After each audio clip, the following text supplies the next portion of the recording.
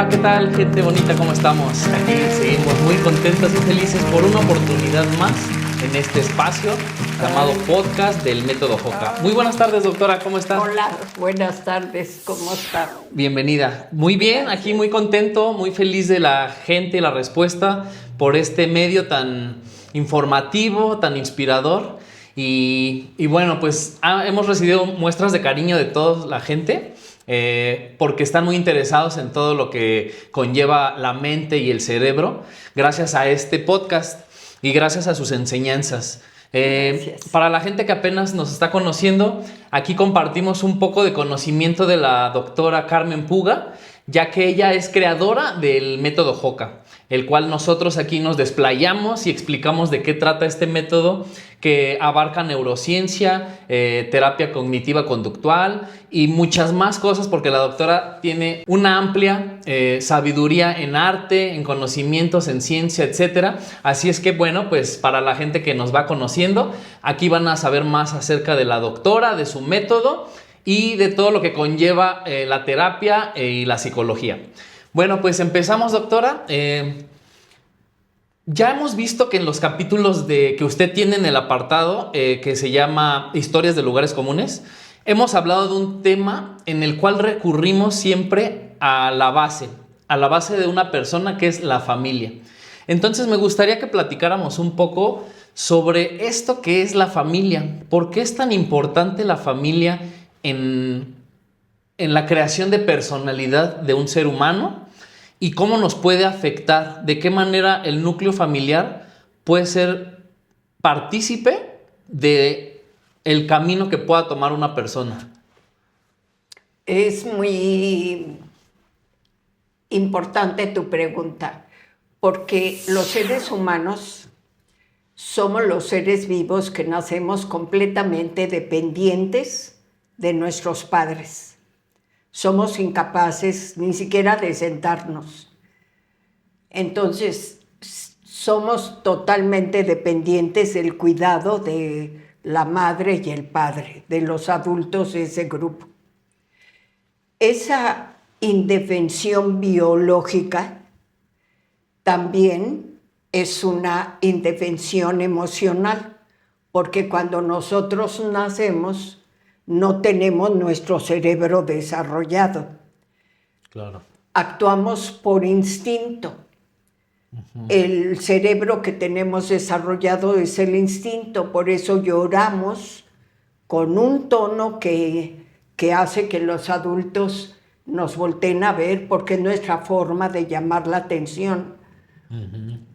Por instinto, porque necesitamos que nos cobijen, necesitamos comer. Entonces, la dependencia de los seres humanos hacia los padres es impresionante, porque pasamos indefensos años. Somos los únicos seres vivos que dependemos tantos años de la familia. Y todavía hay personas que ya en la edad adulta también reflejan esa dependencia, ¿no? Que queda muy impregnada. Porque tu segunda pregunta, ¿qué impacto tiene la educación, creencias de ese grupo familiar? Todo el impacto. Porque entonces nosotros aprendemos, nuestro cerebro, que apenas está creciendo en ese grupo, va teniendo una memoria inconsciente acerca de ideas, de cultura, de que la familia para qué sirve, y todo lo aprendemos ahí. Es por eso tan importante el grupo familiar. Es determinante. Sí, porque aparte yo creo que no nos damos cuenta la mayoría de las personas, a menos que se estudie o que se analice bien con un profesional, pero me doy cuenta que, por ejemplo, los roles en la familia, que es como muy importante, y más si hay como muchos hermanos, ¿por qué todos son distintos? O sea, ¿cómo se adquiere esa personalidad o esos roles? Porque en las familias que yo conozco, hasta en la mía, pues hay una persona que siempre es la más problemática, ¿no? Hay una persona que siempre es como la invisible, la que no se mete en nada. Hay otro pues que siempre es que como el salvador, el que, a ver, yo les ayudo a todos, y en la mayoría de las familias que he visto hay esos roles. ¿Por qué son tan parecidos y cómo se construyen esos roles? Porque es un universo. Haz de cuenta que la vida es como un movimiento. Entonces es como el universo. Cada estrella tiene un rol, una función, unas brillan, otras no brillan, unas salen en un lado. En la familia, cada miembro de la familia juega un rol que se establece por los padres, se vuelve una dinámica. Esos padres necesitan a ese hijo problemático. Ok. El día que el hijo problemático ya no es problemático, todo se descompone.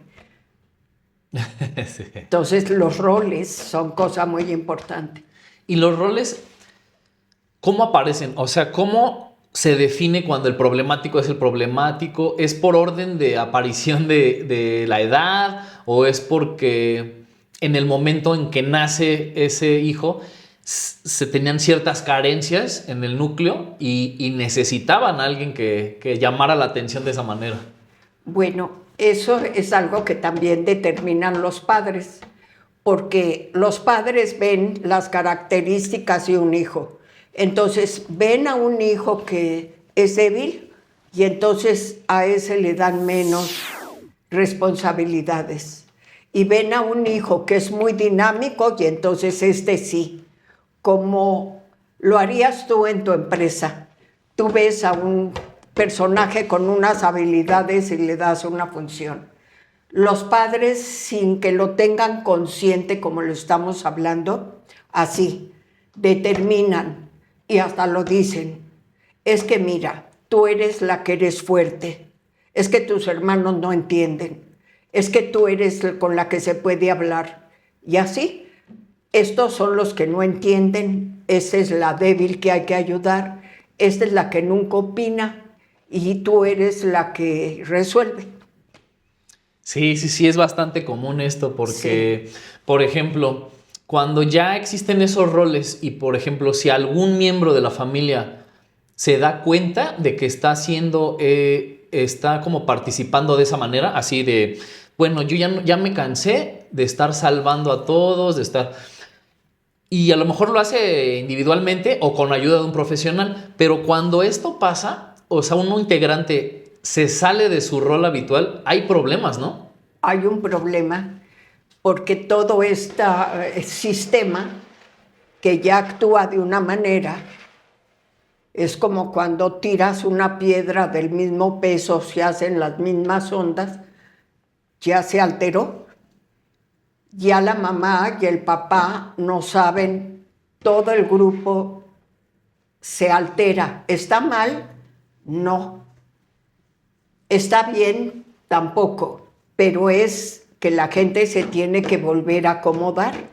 Pasa también con la muerte de un familiar. Okay. Se tienen que reacomodar los roles. Sí. Sí, claro. Y por ejemplo, si esa persona ya dio el paso, es muy común que, por ejemplo, los padres lo juzguen, ¿no? O no, ese ya cambió, o es un malagradecido, o ya no nos quiere. Entonces, ese ataque también es muy fuerte para ese hijo, porque es como, aunque hayamos aprendido y hayamos crecido y madurado en ciertos aspectos, palabras de un padre hacia un hijo son impactantes, ¿no? Entonces, si una mamá o un padre te dicen, no, eres un malagradecido y lo que hiciste está mal, y te señalan y te juzgan duramente, puede hasta sabotear la manera que este individuo está creciendo, puede sabotear, puede desequilibrarlo, ¿no? ¿Cómo es esto posible y por qué, y cómo se debe actuar ante esos comentarios? Generalmente cuando un hijo se revela, se da cuenta y dice, yo no quiero seguir jugando este rol, es como salirse del partido. Uh-huh. Entonces, si esa persona está decidida, se sale del partido y todos los demás tienen que reacomodar el juego, pero la reacción de todos, que es incómoda, lo expulsan de muchas maneras, juzgándolo, criticándolo, ofendiéndolo o separándolo del grupo. Es generalmente lo que ocurre. Wow, y de por sí es difícil cambiar, es difícil avanzar en este tema de madurar y de crecer en inteligencia, ¿no? ¿Qué es lo que hemos aprendido del método Hoka? Que te hace concientizar y te da luz el método Hoka, porque te hace como ver de fuera lo que eres, lo que es tu familia, como una pecera, me lo imagino. El método Hoka es como te pone desde un ángulo en el que puedes aprender de tu entorno, de ti mismo y de todos, ¿no?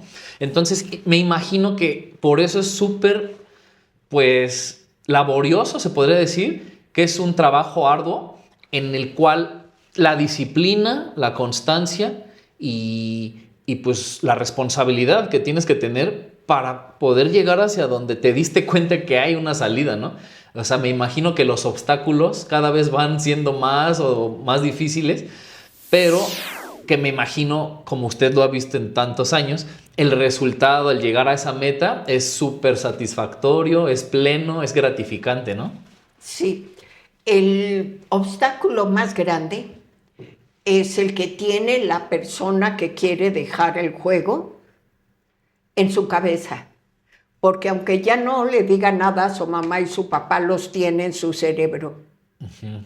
Entonces él se siente culpable, duda. Sí. Ve otras familias y las ve unidas y entonces dice, no, creo que yo soy mal hijo. Entonces, el mayor enemigo que tiene esa persona que ya decidió salirse del partido es su propio cerebro. Es lo más difícil manejar la culpa. Lo más difícil porque, como dijimos, naciste indefenso y a sentirte culpable te lo han enseñado 20 años. Entonces, si te vas, dices, este juego está perverso, yo no quiero jugar aquí. La educación, las creencias, pues están en tu cerebro. Lo más difícil no es en sí la familia que dejaste, lo más difícil es tu cerebro. Sí, y aparte porque la culpa, como lo menciona, es como un músculo que también se trabajó tantos años en ese núcleo y desde la infancia te hacen saber que la culpa es la que debes cargar siempre. Porque si sacaste malas calificaciones, tú eres el culpable. Si hiciste esto, eres culpable. Si pensaste esto, eres culpable. Si no participaste ahora de adulto, ya eres culpable. Entonces, me imagino que esa culpa, pues es como una mochila pesadísima, ¿no? Que vamos cargando toda nuestra vida. Y para librarnos de ella es un reto importante. Es un trabajo importante y de mucho valor. Es difícil quitar la sensación de culpa, porque la culpa es desde que naces. Te sientes culpable por lo que tu mamá dice de todo el mundo, de las familias, del hijo que se fue y abandonó a sus padres, y de las telenovelas, las canciones, y de una sociedad que ya lo he mencionado, nacimos con un pecado. Entonces la culpa es una sensación enorme. Es verdad. Y, por ejemplo, ahorita que estamos hablando de los roles, hay miles de roles. Y, por ejemplo, aquí yo hice unas anotaciones. Por ejemplo, hay roles en familia como el héroe, el rebelde, el mediador, el invisible, el que hace reír, el cuidador, el adulto chiquito, ¿no? Que siempre está... Pero, por ejemplo, para que la gente que nos está viendo en casa se sienta acompañada y sepa que todos somos seres humanos y todos pasamos por algo similar, me gustaría que hiciéramos este ejercicio. Y yo quiero decir como qué rol me ha tocado participar a mí. Ok. Por ejemplo, yo creo que tengo un poco el que hace reír y algunas veces como el héroe. Me imagino que yo tengo esos como dos roles. Si pudiéramos definir a grandes rasgos, porque claro que hay que cavar profundamente para saber por qué me llevó ahí. A grandes rasgos, ¿por qué puede ser alguien así como estos roles que yo comparto?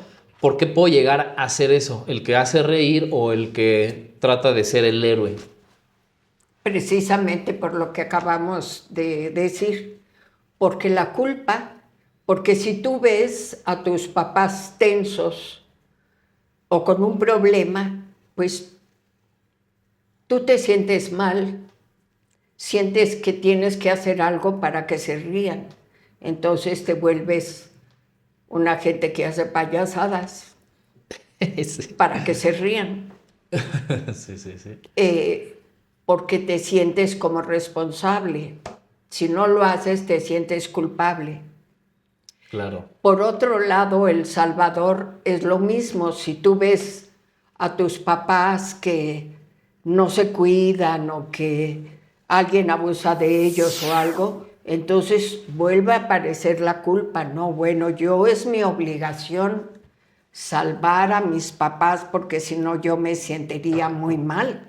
Entonces, por eso hay gente que hace esos roles. Sí, sí, sí. Y está. Pues, es algo padre platicar de esto porque te das cuenta de cosas súper claras que a lo mejor nunca lo habías percibido así, ¿no? Por ejemplo, eso de hacer reír. Pues yo siempre he tenido esto, ¿no? De hacer reír y hacerme el chistoso y como llamar la atención.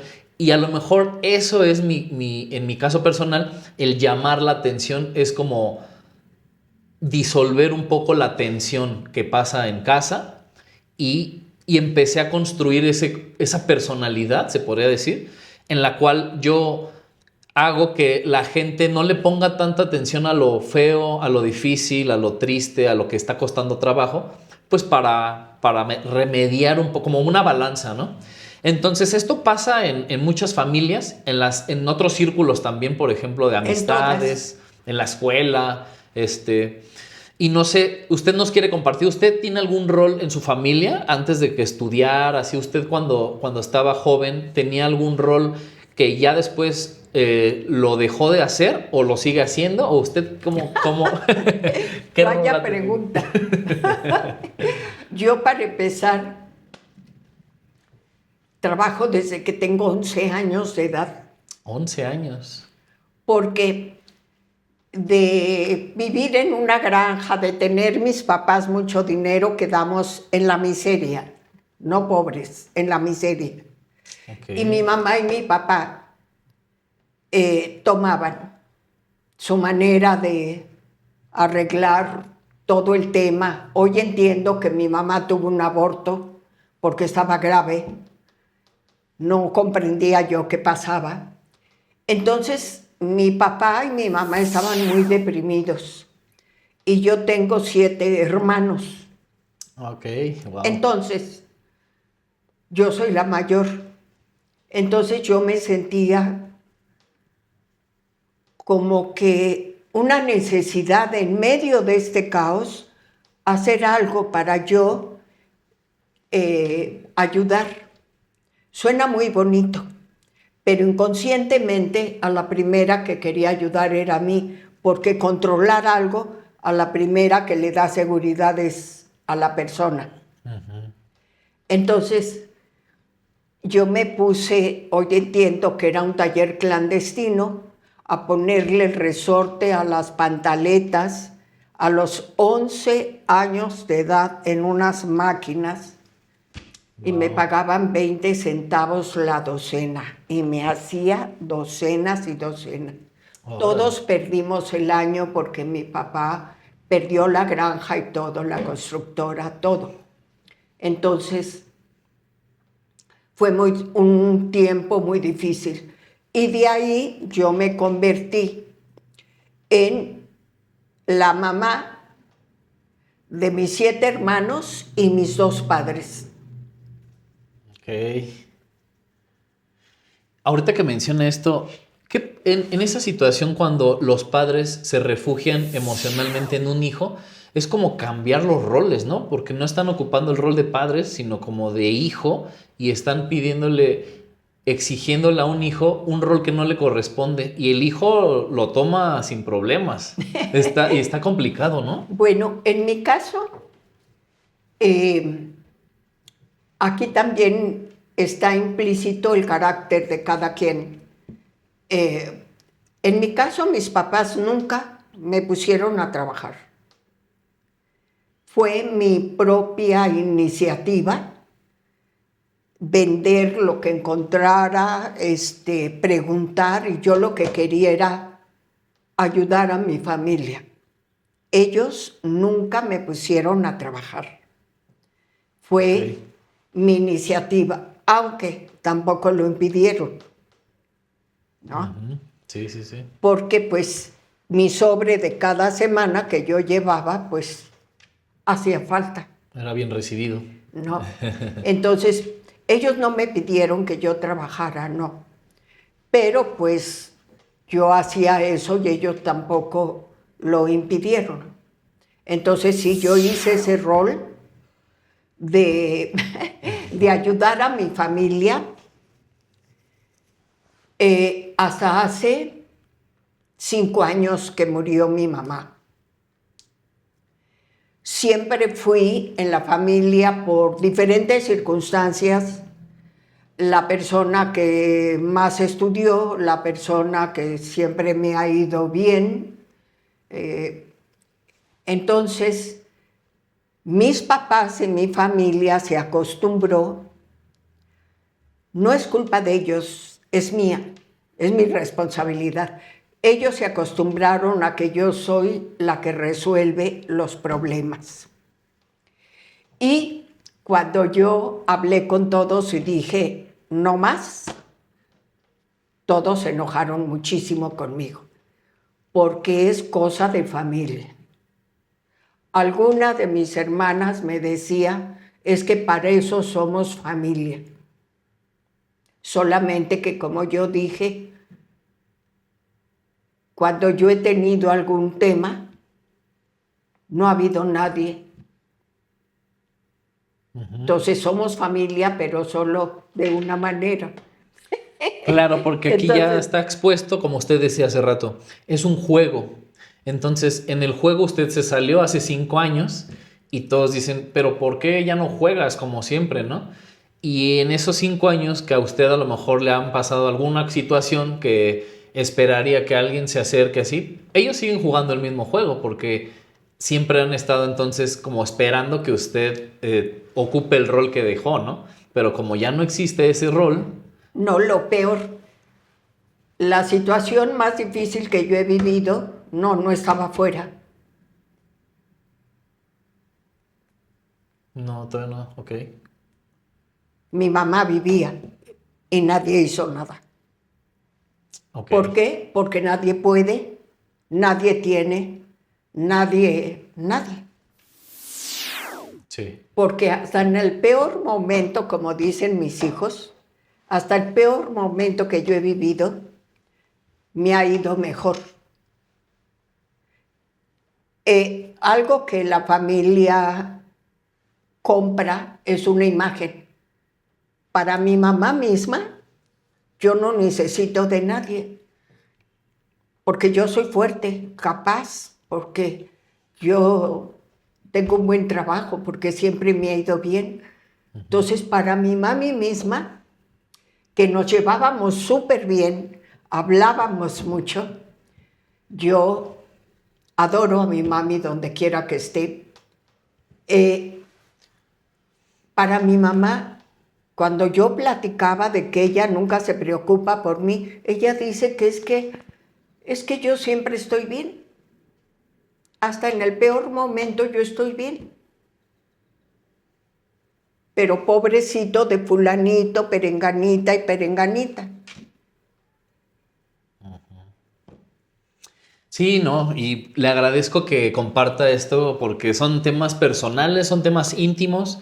De hecho, ahorita yo que compartí mis roles, todo, Se tocaron temas fuertes, sensibles, pero está padre porque la gente que nos está viendo, que sepan que estos caminos los vivimos todos. Todos. O sea, todo el tiempo estamos pasando por situaciones similares y todos tenemos un reto, un propósito y un trabajo que hacer, que es lo que Método Joca nos enseña, a poner manos a la obra y a Claro. trabajar en ti, en tu situación, en donde estés y lo que tienes que hacer, ahí está. Ahí está la pista para que bailes como quieras, pero tienes que trabajarlo, ¿no?